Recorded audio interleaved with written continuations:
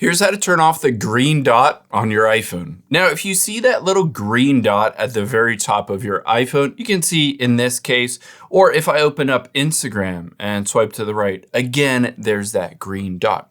This is an indication that your iPhone is using your camera. Now, you might have opened that app and intentionally used the camera, or you might not have.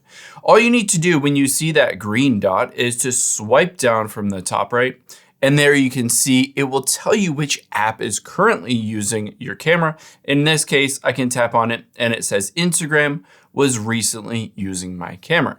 Now, one option, of course, is you can just swipe up and close out of the app if you don't want it to use your camera. However, in some instances, it might pop up even though you didn't tap on that app. And in this case, I would recommend going in and revoking or turning off permission for that app to use your camera. To do that, we're going to head into your settings. Let me go back to the very beginning to show you from the beginning. Head into your settings and we'll scroll down to privacy and security and then scroll down to camera. This is where every app requests access to use your camera.